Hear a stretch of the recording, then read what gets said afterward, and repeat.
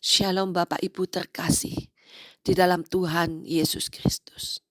Kita bertemu kembali di dalam pengajaran menuju keselamatan di dalam Tuhan Yesus Kristus. Kali ini kita akan membahas mengenai jerat-jerat yang dibuat oleh setan iblis pada setiap anak manusia. Jerat itu adalah perangkap. Jerat itu adalah dosa.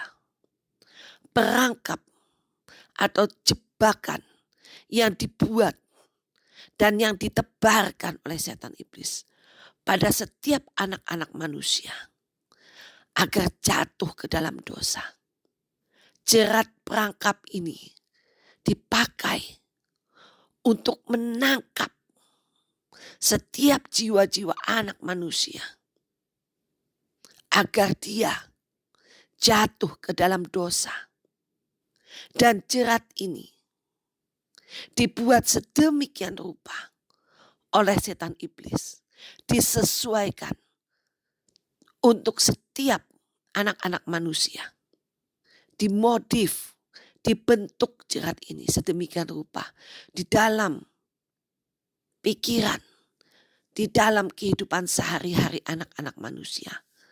Agar anak-anak manusia ini jatuh ke dalam jerat yang dibuat oleh setan iblis. Dia memasang umpan. Umpan itu berupa keinginan, hawa nafsu, dan berbagai-bagai hawa nafsu hampa yang sebetulnya dibuat oleh setan iblis untuk anak-anak manusia. Keinginan-keinginan dari setiap anak-anak manusia ini, itu yang diolah sedemikian rupa agar anak-anak manusia ini terpikat dan jatuh ke dalam jerat dosa yang dibuat oleh setan iblis.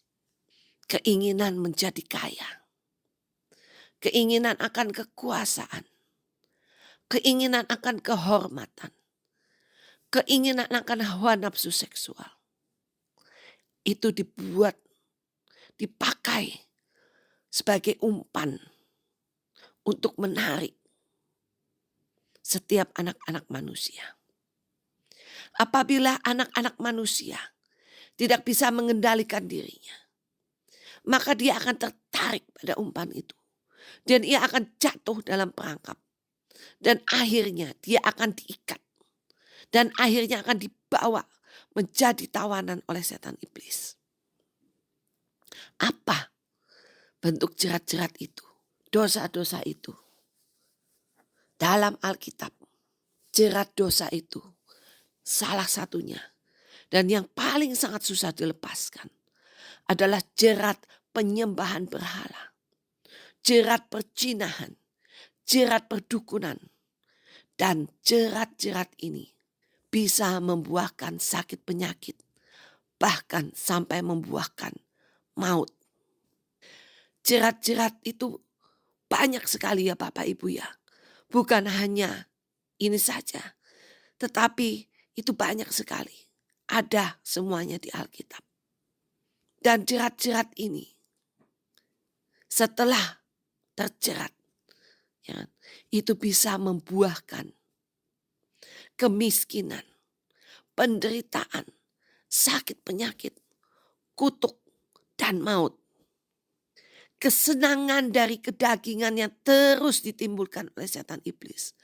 Saat orang itu mau mengejar kekayaan, dia akan terus dihantui akan kenikmatan dari kekayaan itu. Saat orang itu terjerat dengan hawa nafsu, maka terus dia akan dibuat oleh setan iblis untuk terus memikirkan hawa nafsu itu. Entah itu hawa nafsu seksual, entah itu hawa nafsu keserakahan. Itu akan terus dibuat sampai orang itu jatuh tertawan secara keseluruhan hingga ke dalam kebinasaan. Seringkali orang-orang duniawi tidak sadar bahwa dia ada dalam posisi yang ditawan. Apa itu posisi yang ditawan? Posisi yang ditawan itu adalah posisi di mana dia melakukan apa yang menjadi kehendak iblis, bukan kehendak Tuhan. Dia akan terus melakukan apa yang menjadi keinginan daging, bukan keinginan roh. Manusia itu bisa tertawan rohnya, jiwanya, dan tubuhnya.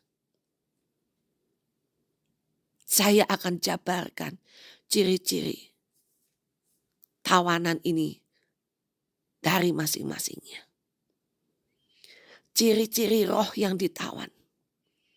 Dia tidak bisa menyembah, tidak bisa membaca Alkitab, tidak bisa berdoa. Hubungannya terputus dengan Tuhan. Ciri-ciri jiwa yang ditawan. Dia ada dalam kesedihan, putus asa, depresi, cemas, takut, khawatir. Ini adalah akibat dari jiwanya di alam roh dipukuli, dikurung, dan dikendalikan. Ciri-ciri tubuh yang ditawan. Dia akan menjadi tawanan-tawanan fisik berupa sakit penyakit. Dia akan menjadi tawanan fisik. Dia tidak akan bisa melakukan apa-apa dalam kehidupan jasmaninya. Itu semua adalah bentuk dari tawanan-tawanan yang dibuat oleh setan iblis atas jiwa-jiwa yang sudah terjerat di dalam dosa. Bapak Ibu ingat saat Yehuda ada dalam pembuangan.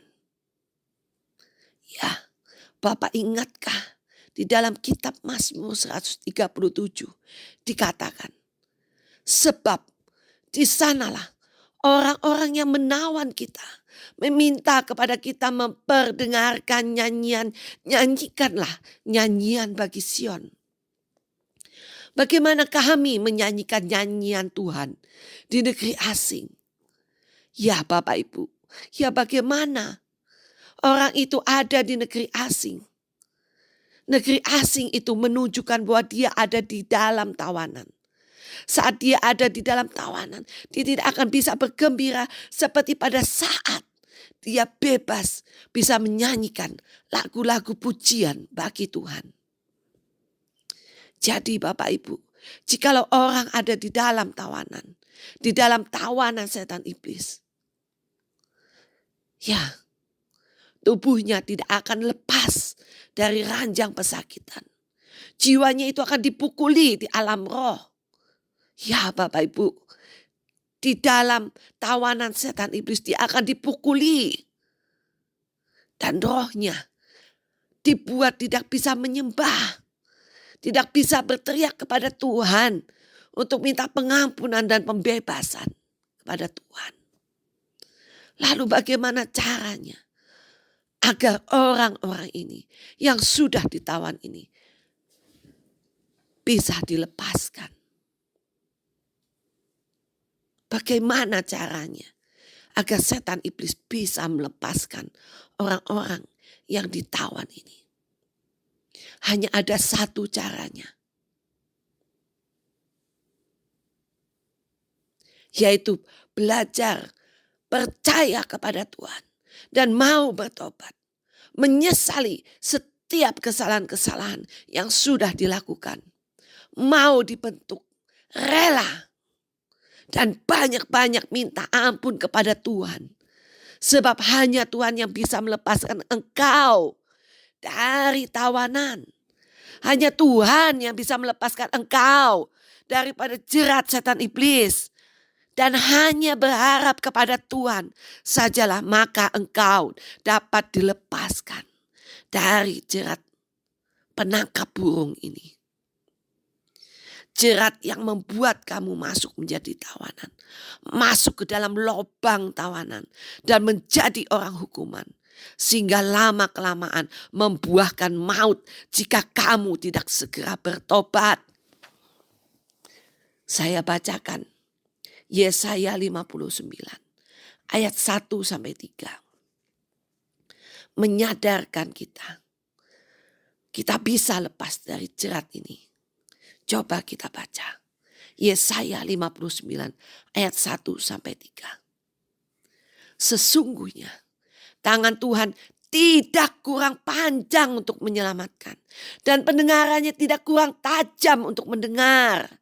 Tetapi yang merupakan pemisahan antara kamu dan Allahmu ialah segala kejahatanmu.